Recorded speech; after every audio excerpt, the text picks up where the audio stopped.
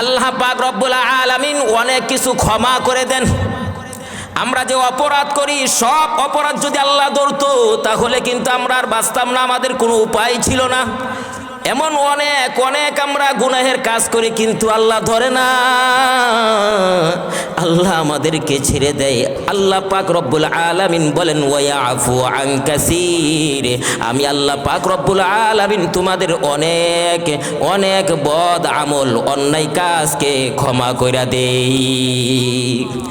আল্লাহ পাক রব্বুল আলামিন যদি আমাদেরকে ধরতেন তাহলে আমাদের কোনো আর উপায় ছিল না, কিন্তু আল্লাহ পাক রব্বুল আলামিন ধরে না। অনেক পাপ কাজ করার পরে আল্লাহ আমাদেরকে শাস্তি দেয় না, আল্লাহ আমাদেরকে ক্ষমা কইরা দেয়। ভাইরা আমার, সহিহুল বুখারী এই হাদিসের কিতাবের নাম আপনারা শুনছেননি, সহিহুল বুখারী, বুখারী শরীফ। বুখারী শরীফের মধ্যে এসেছে একখানা হাদিস, আব্দুল্লাহ ইবনে মাসউদ রাদিয়াল্লাহু তাআলা আনহু থেকে বর্ণিত।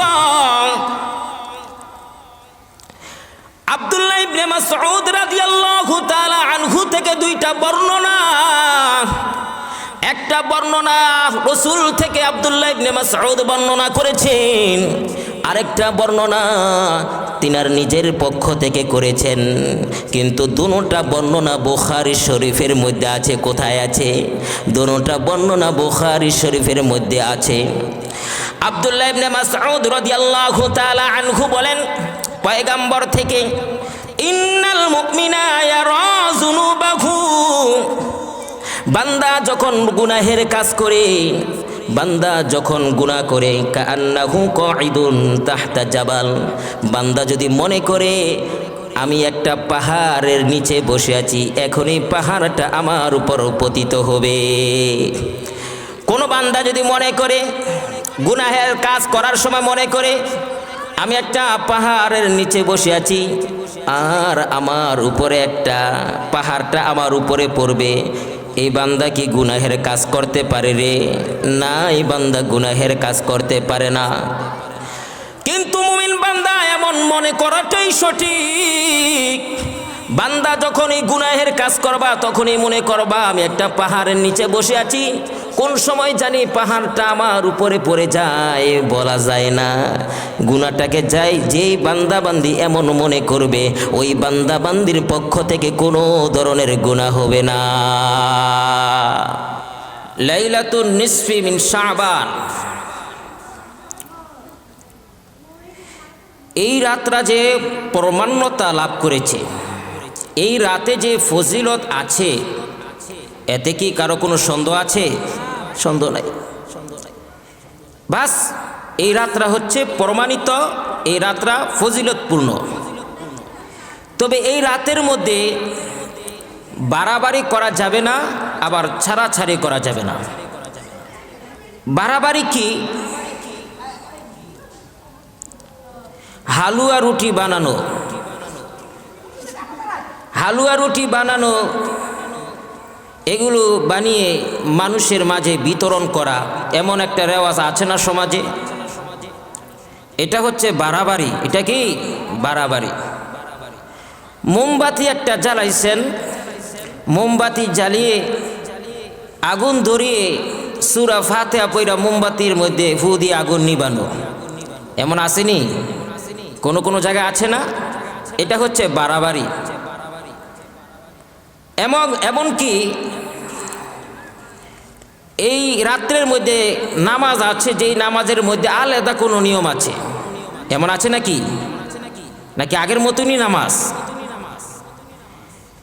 আলাদা যদি কোনো নিয়ম বানিয়ে নামাজ আদায় করা হয় তাহলে এটা হবে বাড়াবাড়ি। এটা কি হবে? বাড়াবাড়ি।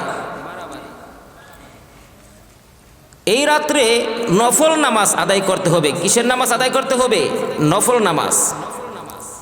আগে যেরকমভাবে আপনি নফল নামাজ আদায় করেছেন ঠিক তেমনিভাবে এই রাত্রে আগের মতোই নফল নামাজ আদায় করবেন। এই নফল নামাজ পড়ার জন্য আলাদা কোনো নিয়ম আছে, আলাদা কোনো কিছু মেনটেন করতে হবে, হ্যাঁ, কোনো নিয়ম নীতির উপরে নামাজ আদায় করতে হবে, কোনো দোয়া পড়তে হবে, এমন কিছুটা নাই। আগে যেরকমভাবে আপনি নফল নামাজ আদায় করতেন ঠিক তেমনিভাবে এই রাত্রেও ওই রকমভাবেই নফল নামাজ আদায় করতে হবে। কথা বুঝে আসছে? ইবনে মাজা একটা হাদিসের কিতাব, কিতাবের নামটা কি? ইবনে মাজা। ইবনে মাজা এই হাদিসের কিতাবের মধ্যে এসেছে রাসূল করিম সাল্লাল্লাহু আলাইহি ওয়াসাল্লাম ইরশাদ করেছেন, এই রাত্রে আল্লাহ পাক রব্বুল আলামিন বান্দা বান্দীদের প্রতি একটা বিশেষ নজর দেন। সুবহানাল্লাহ। এই রাত্রে আল্লাহ তাআলা বান্দা বান্দীদের প্রতি একটা বিশেষ নজর দেন। এই বিশেষ নজরটা সবার প্রতি কিন্তু থাকে না। যারা এই রাত্রে ইবাদত করে তাদের প্রতি বিশেষ নজরটা পড়ে, ঠিক না? প্রতি রাত্রেই তো আল্লাহ পাক রব্বুল আলামিন আমাদের দিকে তাকার নজর রাখেন, কিন্তু প্রতি রাত্রের মতো শবে বরাত রাতটা একরকম নয়। সেই জন্য রাসূল বলেছেন এই রাত্রে আল্লাহ তাআলা বিশেষভাবে একটা নজর দেন বান্দা বান্দির প্রতি। সুবহানাল্লাহ। আল্লাহ সুবহানাহু তাআলার পয়গম্বর বলেন, ফায়াগফিরু লিজামিই খালকি ইল্লা লিমুশরিকিন আও মুশাহিন। এই রাত্রে যারা আল্লাহ তাআলার ইবাদত করে, জিকির আজকার করে, নামাজ আদায় করে ইত্যাদি কাজে যারা লিপ্ত থাকে আল্লাহর ইবাদতে, এই ইবাদত করার পরে তারা যখন দুই হাত উঠায় আল্লাহর নিকটে দোয়া করে, আল্লাহ সুবহানাহু তাআলা তাদেরকে মাফ করে দেন। সুবহানাল্লাহ। পয়গম্বর জনাবে মুহাম্মদুর রাসূলুল্লাহ সাল্লাল্লাহু আলাইহি ওয়াসাল্লাম ইরশাদ করেছেন, ফায়াগফিরু লিজামিই খালকি। এই রাত্রে যারা আল্লাহ তাআলার গোলামি করে, এই রাত্রে যারা আল্লাহ পাক রব্বুল আলামিনকে ডাকে, আল্লাহ সুবহানাহু তাআলা বলেন বান্দা যখন হাত উঠায় বলে, আল্লাহ আমি গুনাহ করে ফেলেছি, আমাকে ক্ষমা করে দাও, আমি গুনাহ করে ফেলেছি, আমাকে মাফ করে দাও, আল্লাহ পাক রব্বুল আলামিন সাথে সাথে বান্দার সকল গুনাহগাতাগুলো মাফ করে দেয়। হে যুবক, মুরব্বি বাজান, ভালো করে শুনে নাও, আমরা তো আল্লাহ তাআলার গোলামি করতে চাই না রে বাবা। মুরব্বি বাজান, রাত্রভর সারা রাত ঘুম, আল্লাহ তাআলাকে ডাকি না, আল্লাহ তাআলার গোলামি করি না। অথচ পয়গম্বর বলেছেন রাত্রেবেলা জাগ্রত থাইকা আল্লাহর গোলামি কইরা আল্লাহর নিকটে চাইলে আল্লাহ ক্ষমা কইরা দেয়। ও বান্দা বান্দি শুনে রাখো, পরের অংশের মধ্যে পয়গম্বর জনাবে মুহাম্মদুর রাসূলুল্লাহ সাল্লাল্লাহু আলাইহি ওয়াসাল্লাম বলেন, তবে দুই শ্রেণীর গুনাহ আল্লাহ তাআলা ক্ষমা করেন না। এই কথাটা ভালো করে মনোযোগ দিয়ে শুনেন। সব গুনাহগাতা মাফ কইরা দেয়, তবে দুই শ্রেণীর ব্যক্তির গুনাহ মাফ করে না। কয় শ্রেণীর ব্যক্তির? দুই শ্রেণীর ব্যক্তির গুনাহ মাফ করেন না। বলবো নি? সবার গুনাহ মাফ করে দিবে, সমস্ত ব্যক্তিদের গুনাহ মাফ করে দিবেন, তবে দুই শ্রেণীর ব্যক্তির গুনাহ আল্লাহ তাআলা ক্ষমা করবেন না। ওই দুই শ্রেণীর ব্যক্তি পয়গম্বর বলেন তারা দুই শ্রেণীর ব্যক্তি। ওই দুই শ্রেণীর ব্যক্তি হচ্ছে, এক নাম্বার হচ্ছে মুশরিক, মুশরিককে আল্লাহ তাআলা ক্ষমা করেন না। দুই নম্বরে হচ্ছে মুশাহিন, যারা নাকি বিদ্বেষ পোষণকারী, আল্লাহ তাআলা তাদেরকে ক্ষমা করেন না। দুই শ্রেণীর ব্যক্তি কারা? এক নাম্বার কি?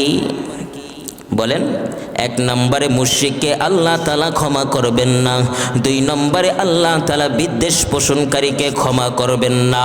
উল আউযু বিরাব্বিল ফালাক মিন শাররি মা খালাক ওয়া মিন শাররি গাসিকিন ইযা ওয়াকাব ওয়া মিন শাররিন নাফাসাতি ফিল উকাদ ওয়া মিন শাররি হাসিদিন ইযা হাসাদ।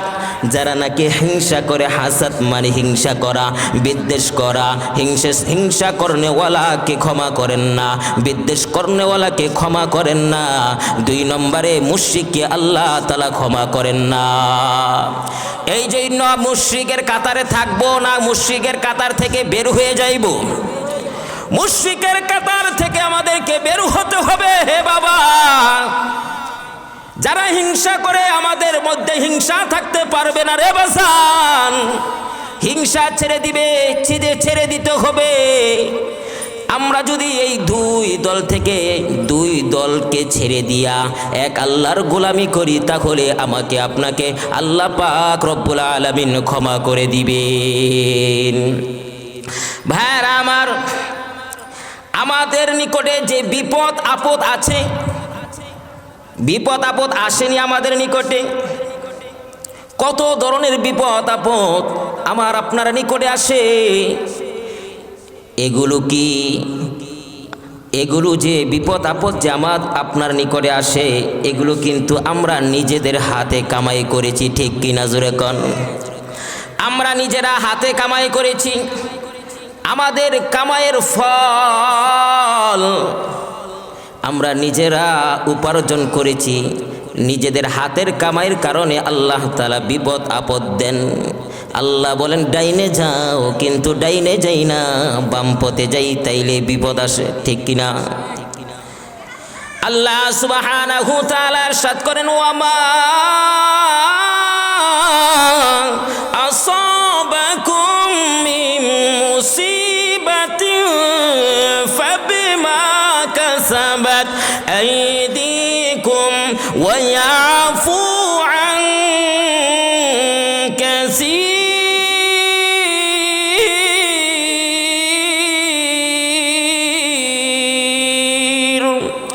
আল্লাহ সুবহানাহু ওয়া তাআলা বলেন, হে বান্দা, হে বান্দি, ভালো করে শুনে নাও, ভালো করে বুঝে নাও।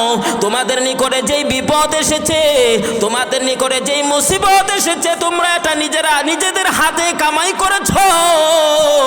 আল্লাহ পাক রব্বুল আলামিন কিন্তু সমস্ত কুকর্ম যা কিছুই আমরা অন্যায় কাজ করি না কেন, অন্যায় কাজ করার ফলে, অন্যায় কাজ করার পরে যে একটা আযাব আসে, যেই একটা শাস্তি আসে, সব অন্যায় কাজ করলে যদি আল্লাহ তাআলা শাস্তি দিতেন, তাহলে কিন্তু আমরা আর রক্ষা পাইতাম না।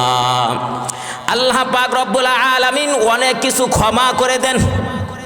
আমরা যে অপরাধ করি, সব অপরাধ যদি আল্লাহ ধরতো, তাহলে কিন্তু আমরা আর বাঁচতাম না, আমাদের কোনো উপায় ছিল না।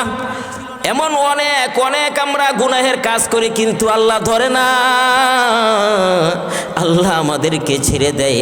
পয়গম্বর বললেন ওয়ায়াফু আন, আল্লাহ পাক রব্বুল আলামিন বলেন ওয়ায়াফু আন কাসীর, আমি আল্লাহ পাক রব্বুল আলামিন তোমাদের অনেক বদ আমল, অন্যায় কাজকে ক্ষমা কইরা দেই। আল্লাহ পাক রব্বুল আলামিন যদি আমাদেরকে ধরতেন, তাহলে আমাদের কোনো আর উপায় ছিল না। কিন্তু আল্লাহ পাক রব্বুল আলামিন ধরে না। অনেক পাপ কাজ করার পরে আল্লাহ আমাদেরকে শাস্তি দেয় না, আল্লাহ আমাদেরকে ক্ষমা কইরা দেয়।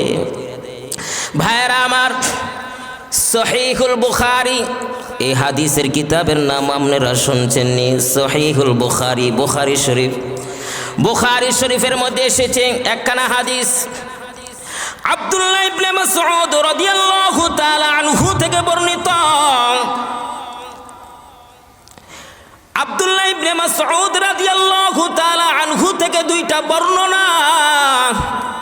একটা বর্ণনা রাসূল থেকে আব্দুল্লাহ ইবনে মাসউদ বর্ণনা করেছেন, আরেকটা বর্ণনা তিনার নিজের পক্ষ থেকে করেছেন। কিন্তু দুটোটা বর্ণনা বুখারী শরীফের মধ্যে আছে। কোথায় আছে? দুটোটা বর্ণনা বুখারী শরীফের মধ্যে আছে।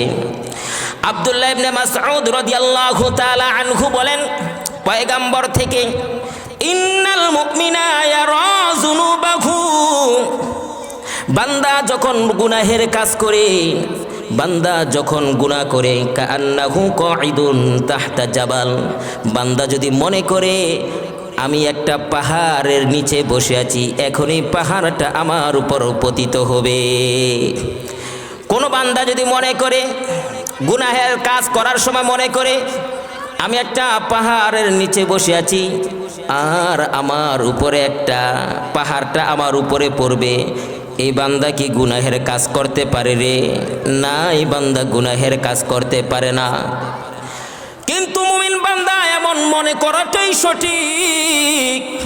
বান্দা যখন এই গুনাহের কাজ করবা তখনই মনে করবা আমি একটা পাহাড়ের নিচে বসে আছি, কোন সময় জানি পাহাড়টা আমার উপরে পড়ে যায় বলা যায় না।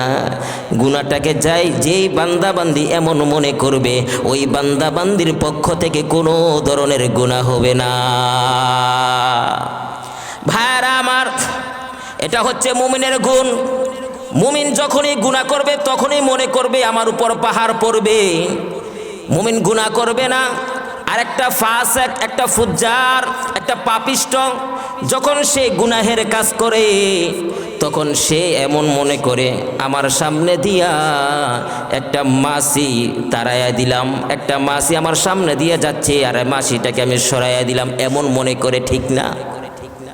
একটা মুমিন যখন সে গুনাহের কাজ করে তখন সে মনে করতে হবে যে আমার উপর একটা পাহাড়ের নিচে আমি বসে আছি আর পাহাড়টা আমার উপর পতিত হয়ে যাবে, এই ভয়ে সে গুনাহ করবে না।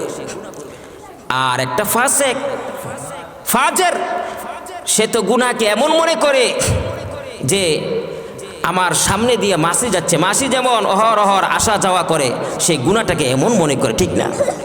তো গুনাহকে গুনাহ মনে করতে হবে, গুনাহকে গুনাহ মনে করতে হবে। ভাইরা আমার, রাসূল করিম সাল্লাল্লাহু আলাইহি ওয়াসাল্লাম ইরশাদ করেছেন, ইন্নাল আবদা ইযা আখতা খতিআতুহু, তিরমিজি শরীফের হাদিস। তিরমিজি শরীফের নাম শুনছেন নি? তিরমিজি শরীফের হাদিস। পয়গম্বর জনাবে মুহাম্মদুর রাসূলুল্লাহ সাল্লাল্লাহু আলাইহি ওয়াসাল্লাম ইরশাদ করেছেন,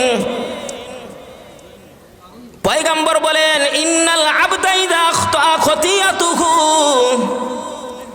খতিআতাহু, বান্দা যখন কোন একটি গুনাহের কাজ করে, নুকিতাত ফি কলবিহি নুকতাতুন, তার অন্তরের মধ্যে একটা কালো দাগ পড়ে যায়। বান্দা যখন গুনাহের কাজ করে তার অন্তরের মধ্যে একটা কালো দাগ পড়ে যায়। এই বান্দাটা যখন নাকি নাযাআ ওয়াস্তাগফারা ওয়া তাবা, গুনাহের কাজ করার পর সে ইস্তেগফার করেছে, তওবা করেছে, তওবা করলে পরে আল্লাহ পাক রব্বুল আলামিন তাকে ক্ষমা করে দেয়। বান্দা গুনাহের কাজ করেছে, গুনাহের কাজ করার পর তার অন্তরের মধ্যে একটা কালো দাগ পড়ে যায়। আর এই বান্দা যখন নাকি ইস্তেগফার পরে আল্লাহর নিকটে ক্ষমা চায়, ওয়া তাবা এবং তওবা করে, আল্লাহ পাক রব্বুল আলামিন বান্দাকে ক্ষমা কইরা দেয়। বান্দার অন্তরের মধ্যে যেই কালো দাগটা পড়েছে ওই কালো দাগটাকে মুছে দেয়। সুবহানাল্লাহ। বান্দা যখন নাকি আবার এই গুনাহটা করে, বারবার গুনাহ করে, বারবার গুনাহের কাজ করে, তখন তার অন্তরের মধ্যে কালো দাগ বারবার পড়তে থাকে। বারবার অন্তরের মধ্যে কালো দাগ পড়তে পড়তে তার অন্তরটা একদম কালো হয়ে যায়। তার অন্তরটা একদম কালো হয়ে যায়। তখন আল্লাহ পাক রব্বুল আলামিনের নিকটে একটা সুযোগ আছে, বান্দা তওবা কর, তওবা করলেই আমি আল্লাহ তাআলা তোমাকে ক্ষমা করে দিব। ভাইরা আমার, বান্দার অন্তরের মধ্যে গুনাহ করতে করতে একটা দাগ পড়ে যায়, কলবের মধ্যে দাগ পড়ে যায়। যখন একটা গুনাহ করে একটা দাগ পড়ে, তারপরে আরেকটা গুনাহ করলে আরেকটা দাগ পড়ে। আর গুনাহ করার পর যখন তওবা করে, আল্লাহ পাক রব্বুল আলামিন বান্দার তওবা করার কারণে এই অন্তর থেকে দাগটাকে মুছে দেন। সুবহানাল্লাহ। আবার যখন গুনাহ করে, আবার যখন গুনাহ করে, আদা আদা বারবার যখন গুনাহ করে, তখন তার অন্তরটা মরিচিকা হয়ে যায়, একদম কালো হয়ে যায়। আর এটাকে আল্লাহ তাআলা বলেছেন রান। আল্লাহ তাআলা এটাকে কি বলেছেন? রান। আল্লাযী যাকারাল্লাহ, আল্লাহ তাআলা এটাকে বলেছেন রান। কাল্লা বাল রানা আলা কুলুবিহিম মা কানু ইয়াকসিবুন। কাল্লা ইন্নাহুম আর রাব্বিহিম ইয়াওমা ইযিল লামাহজুবুন। কাল কিয়ামতের ময়দানে আল্লাহ পাক রব্বুল আলামিন তাদের থেকে আড়াল হয়ে যাবেন। কি হয়ে যাবেন? আড়াল হয়ে যাবেন। আর আল্লাহ তাআলা থেকেও তার আড়াল হয়ে যাবে। আল্লাহ যদি আমাদের থেকে আড়াল হয়ে যায়, আমাদের আর কোনো উপায় আছে? আল্লাহ তাআলার রহমত যদি আমার আপনার নিকটে না আসে, তাইলে আমাদের কোনো উপায় আছে? উপায় নাই। তা আল্লাহ বলেন অন্তরের মধ্যে দাগ পড়তে পড়তে এমন হয়ে যায়, রল হয়ে যায়, মরিচিকা পড়ে যায়। তখন আল্লাহ পাক রব্বুল আলামিন এই সমস্ত বান্দাদের থেকে কাল কিয়ামতের ময়দানে আলাদা হয়ে যাবেন। আল্লাহ তাআলার রহমত তাদের দিকে যাবে না। আল্লাহ তাআলার রহমত যদি তাদের দিকে না যায়, তখন তাদের অবস্থাটা কি হবে? তাদের অবস্থা হয়ে যাবে মারাত্মক। তারা জান্নাতে যেতে পারবে না, তারা জাহান্নামের মধ্যে যেতে হবে। ভাইরা আমার, আল্লাহ সুবহানাহু তাআলার পয়গম্বর জনাবে মুহাম্মদুর রাসূলুল্লাহ সাল্লাল্লাহু আলাইহি ওয়াসাল্লাম ইরশাদ করেছেন, পয়গম্বর বলেন, ইয়াকুম মুহাক্কিরাতিজ যুনুব, তোমরা ছোট ছোট গুনাহ থেকে বেঁচে থাকো। তোমরা ছোট ছোট গুনাহ থেকে বেঁচে থাকো। ফাইন্নামা মাসালুহুম মুহাক্কিরাতিজ যুনুব, এই ছোট ছোট গুনাহ এক সময় বড় আকারে ধরে যাবে, বড় আকার হয়ে যাবে। সেই জন্য ছোট গুনাহ হলে কি হবে? ছোট গুনাহ থেকে বেঁচে থাকতে হবে। ছোট গুনাহটাই করা যাবে না। এই ছোট গুনার ব্যাপারে একটা উদাহরণ দিয়েছেন। মনে করেন আমরা কোনো একটা এলাকার মধ্যে গেলাম, কোনো একটা এলাকার মধ্যে গেলাম, যাওয়ার পর ওখানে রুটি পাকানোর দরকার। কি পাকানোর দরকার? রুটি পাকানোর দরকার, রান্না বান্না করার দরকার। 20 জন একটা জামাত গেলাম। 20 জনের, কয়জনের? 20 জনের একটা জামাত গেলাম। এখন যদি লাকড়ি আনার জন্য একজন যায়, তাহলে লাকড়ি জোগাড় করতে করতে অনেক সময়ের প্রয়োজন হবে না? আর যদি 20 জনের চতুর্দিক দিয়ে লাকড়ি খোঁজার জন্য যায়, লাকড়ি আনার জন্য যায়, তাহলে বেশি সময় কি লাগবে? বেশি সময় লাগবে না, বেশি সময় লাগবে না। অল্প সময়ের মধ্যেই আপনি রুটি রান্না করে আপনি খাইতে পারবেন। পয়গম্বর বলেন, যারা নাকি গুনাহের কাজ করে, একটা গুনাহ আরেকটা গুনাহ এরকম ভাবে করতে করতে অনেকগুলো গুনাহ করে ফেলে, তখন তার অন্তরের অবস্থাটা এমন হয়ে যায়, তার অন্তরটা একদম কালো ছাই হয়ে যায়। আর এই গুনাহ করার কারণে আল্লাহ পাক রব্বুল আলামিনের ইবাদত করতে আর তার নিকটে মজা লাগে না, তার নিকটে আর মজা লাগে না, তার নিকটে আর স্বাদ লাগে না, স্বাদ পায় না। সেই জন্য আমাদেরকে গুনাহ থেকে বেঁচে থাকতে হবে। গুনাহ থেকে কি করতে হবে? বেঁচে থাকতে হবে। আল্লাহ তৌফিক দান করুন, সকলে বলে আমিন। ভাইরা আমার,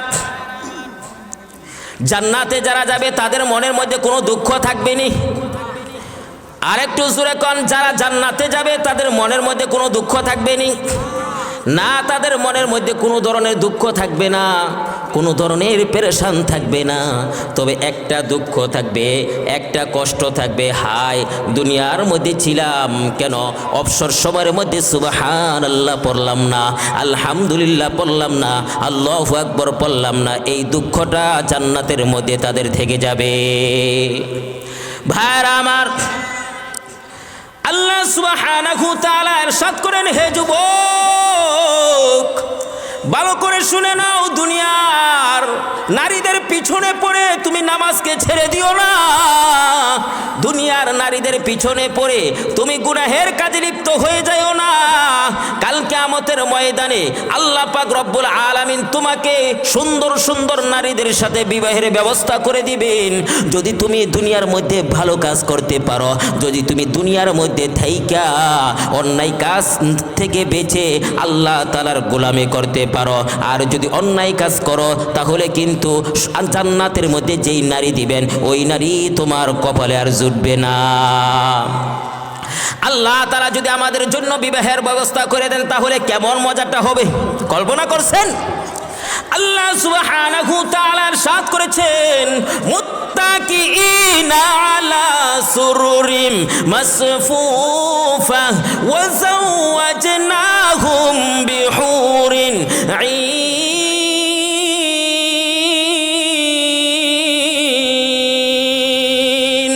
কাল কিয়ামতের ময়দানে আল্লাহ পাক রব্বুল আলামিনের নূরের বান্দিগুলো হুর গেলমাল গুরু আল্লাহ তাআলা সারিবদ্ধভাবে দাঁড় কইরা রাখবেন। আর ওই হুর গেলমান গুরুর সাথে আল্লাহ পাক রব্বুল আলামিন দুনিয়ার মধ্যে যারা আল্লাহ তাআলাকে ভয় করেছে, আল্লাহ তাআলার হুকুমকে মেনেছে, আল্লাহ তাআলার অবাধ্য করে নাই, আল্লাহ বলেন আমি তাদের সাথে বিবাহের ব্যবস্থা করে দিব। সুবহানাল্লাহ। বাইরা আমার, দুনিয়ার মধ্যে যেই নারীকে যারির সাথে তোমার বিবাহ হইল ওই নারীর তুমি গ্যারান্টি দিতে পারবা না ওই নারীটা ভালো না খারাপ, গ্যারান্টি দিতে পারবো কি পারবো না? না পারবো না। কিন্তু জান্নাতের মধ্যে যেই নারী আল্লাহ পাক রব্বুল আলামিন আমাকে আপনাকে দিবেন ওই নারীর গ্যারান্টি আল্লাহ তাআলা নিজে দিয়ে দিছেন। লাম ইয়াতুমিসহুন্না ইনসু ক্বাবলাহুম ওয়ালা জান।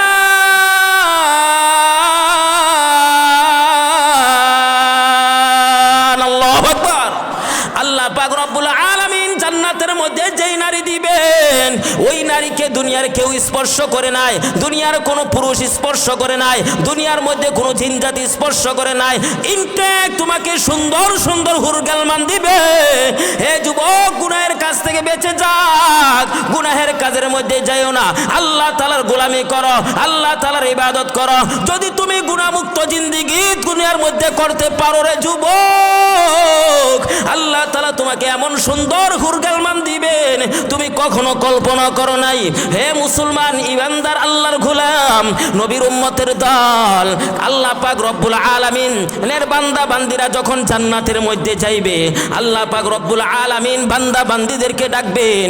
আল্লাহ তাআলা বলেন, ইয়া ইবাদি লা খাউফুন আলাইকুমুল ইয়াউমা ওয়ালা আনতুম তাহজানুন।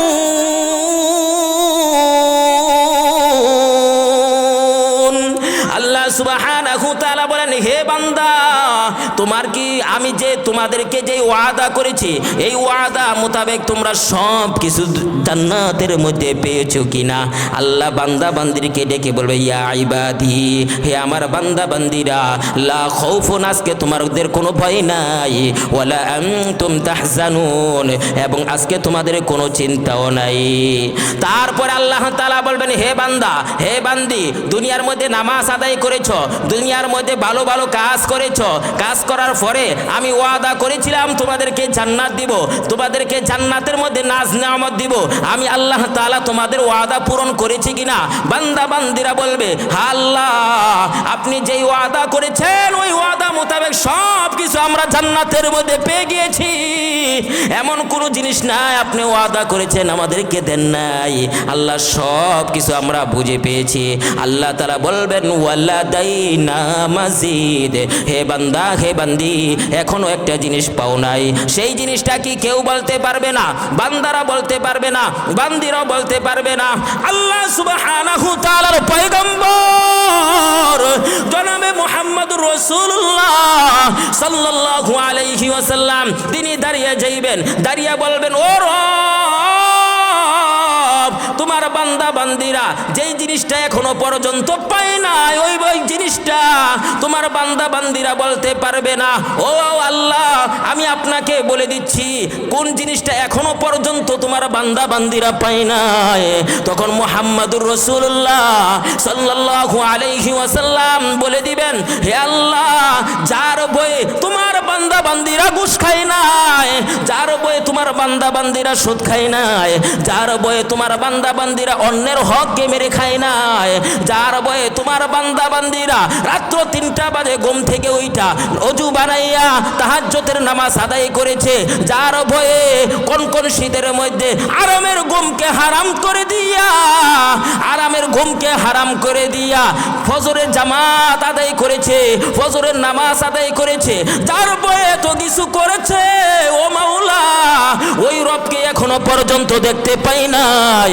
এই কথা বলার সাথে সাথে আল্লাহ পাক রব্বুল আলামিনের সামনে থেকে 70,000 নূরের পর্দা সরাইয়া দিবেন। সুবহানাল্লাহ। 70,000 নূরের পর্দা সরাই দিবেন। 70,000 নূরের পর্দা যখন সামনে থেকে সইরা যাইবে, তখন বান্দা বান্দির আল্লাহ তাআলাকে দেখতে থাকবে, আর আল্লাহ তাআলাও বান্দা বান্দিদেরকে দেখতে থাকবে। সুবহানাল্লাহ। ভাইরা আমার, আল্লাহ সুবহানাহু তাআলা বলেন, রব্বিস সামাওয়াতি ওয়াল আরদি ওয়া মা বাইনাহুমার রহমান লা ইয়ামলিকুনা মিনহু খিতাবা। মালিককে জুরকান, জমিনের মালিককে আল্লাহ। আল্লাহ তাআলা বললা ইয়ামলিকুনা মিনহু খিতাবা। কাল কিয়ামতের ময়দানে আল্লাহ তাআলার সামনে দাঁড়িয়ে কেউ কথা বলার শক্তি রাখবে না। রাখবে। একটা আকীদা ভালো করে পরিষ্কার করে নেন। যারা বলেন নামাজ ছাড়া জান্নাতের মধ্যে চলে যাবেন, নামাজ দরকার নাই, নামাজের দরকার নাই, তারা শুনেন ভালো করে। কোনো পীর বাবা আপনাকে জান্নাতের মধ্যে নিয়ে যাইতে পারবে না, কোনো মুর্শিদ আপনাকে জান্নাতের মধ্যে নিয়ে যাইতে পারবে না।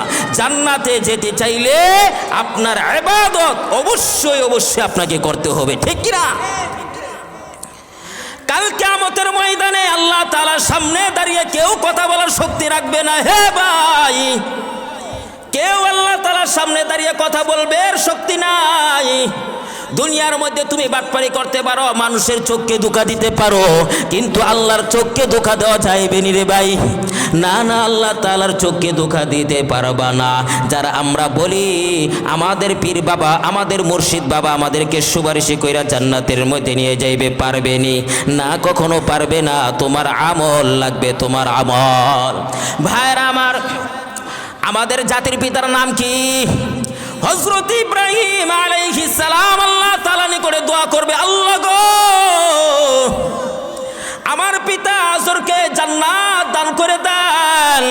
আল্লাহ পাক রব্বুল আলামিন ইব্রাহিম আলাইহিস সালামকে বলবে, ইব্রাহিম, আমি তোমার দোয়াকে কবুল করলাম না, আমি তোমার সুপারিশকে কবুল করলাম না। আমাদের জাতির পিতা আল্লাহর নিকটে সুপারিশই করেছে, কিন্তু আল্লাহ তাআলা আমাদের জাতির পিতার সুপারিশই কবুল করবে না। আমার পীর বাবার সুপারিশই তখন কি কোনো কাজে লাগবে নি? মুর্শিদ বাবার সুপারিশ কোনো কাজে লাগবে নি? খাজা বাবার সুপারিশ কোনো কাজে লাগবে নি? তারা যে বলে নামাজ ছাড়া জান্নাতে যাওয়া যাইবে, নামাজ রাখবে না জান্নাতে যাইতে পারবে, রোজা রাখবে না জান্নাতে যাইতে পারবে, যাকাত দেওয়া লাগবে না জান্নাতে যাইতে পারবে, তাদের কথা ঠিক না বেঠিক?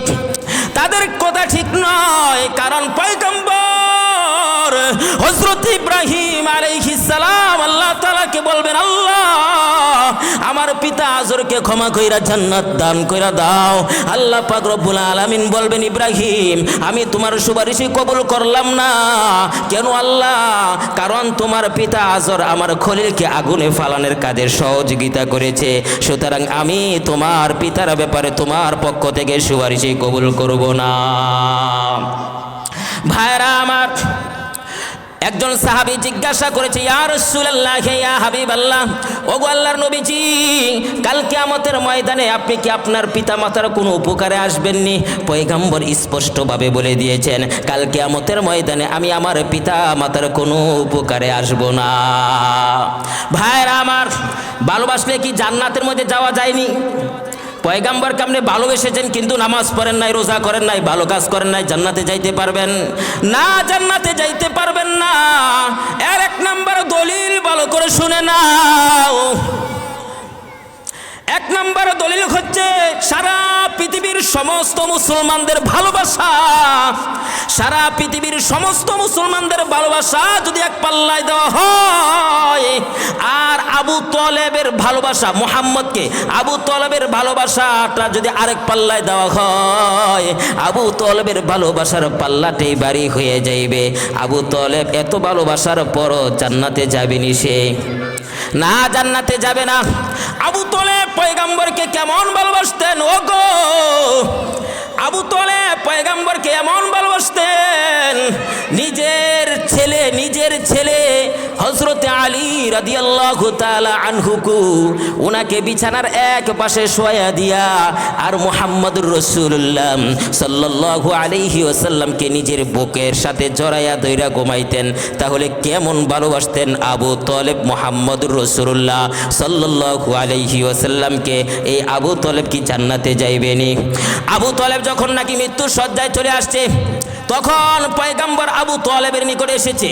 আবু তলেবের নিকটে এসে বলতেছে, হে আবু তলেব, আমার চাচা শোনো, একটিবার আপনি যদি কালিমা পড়েন, কয়বার?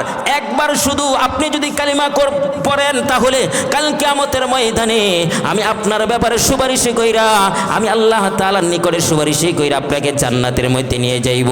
আবু তলেব কি কালিমা পড়েছিল নি? না, আবু তলেব কালিমা পড়ে নাই। সেই কারণে আবু তলেব জান্নাতে যাইবে নাকি জাহান্নামের মধ্যে যাইবে? জাহান্নামের মধ্যে যাইবে। এ ভাই, আবু তালেব জাহান্নামের মধ্যে যাইবে। জাহান্নামের মধ্যে যে সর্বনিম্ন শাস্তি আছে, ওই শাস্তিটা আবু তালেবকে দেওয়া হবে, ঠিক কিনা জোরে কোন? সর্বনিম্ন জাহান্নামের শাস্তি কি? ভালো করে শুনে নেন। এক জোড়া আগুনের জুতা আবু তালেবের পায়ের মধ্যে পরে দিবে। এক জোড়া আগুনের জুতা আবু তালেবের পায়ের মধ্যে পরায় দিবে। এই আগুনের জুতা আবু তালেবের পায়ের মধ্যে পরায় দেওয়ার সাথে সাথে আবু তালেবের মাথার মগজগুলো উতলাইতে থাকবে বাতের মারের মতো। বাত যখন পাক করে আমাদের আম্মা জানেরা, বাত যখন আমাদের আম্মা জানেরা পাক করে, পাক করার বাত যখন শেষ পর্যায়ে চলে যায়, দেখবেন উতলাইতে থাকে, ঠিক কিনা জোরে কোন? কাল কিয়ামতের ময়দানে এমন অবস্থা হবে, আবু তালেবকে যখন আগুনের জুতা পরিধান করানো হবে, আবু তালেবের মাথার মগজগুলো টকবক করতে থাকবে, বাতের মারের মতো উতলাইতে থাকবে। বলেন নাউজুবিল্লাহ। গুনাহের কাজ করা যাইবে নি রে ভাই? না, গুনাহের কাজ করা যাইবে না। আল্লাহ পাক রব্বুল আলামিনকে যদি, আল্লাহ পাক রব্বুল আলামিনের সাথে যদি তুমি সাক্ষাৎ করতে চাও, তাহলে দুইটা আমলের দরকার। এক নাম্বার আমলের নাম হচ্ছে তুমি শিরিক করতে পারবা না। দুই নাম্বার হচ্ছে নেক আমল করতে হবে। নেক আমল যদি তুমি করতে পারো আর আল্লাহ তাআলার শিরিক থেকে যদি বেঁচে থাকতে পারো, আল্লাহ পাক রব্বুল আলামিন এর বিনিময়ে তোমাকে কাল কিয়ামতের ময়দানে জান্নাতে তোমার সাথে আর আল্লাহর সাথে মুলাকাত হয়ে যাবে। সুবহানাল্লাহ। আল্লাহ তাআলার সাথে সাক্ষাৎ করতে চাইনি, আল্লাহ তৌফিক দান করে, সকলে বলে আমিন। আল্লাহ সুবহানাহু তাআলা আমাদের সকলকে সময় স্বল্পতার মধ্যে যে কথাগুলো বলেছি এগুলোর উপর আমল করা তৌফিক দান করে, সকলে আমিন। ওয়া আখিরি দাওয়ানা আলহামদুলিল্লাহি রাব্বিল আলামিন। আসসালামু আলাইকুম ওয়া রাহমাতুল্লাহি ওয়া বারাকাতুহু।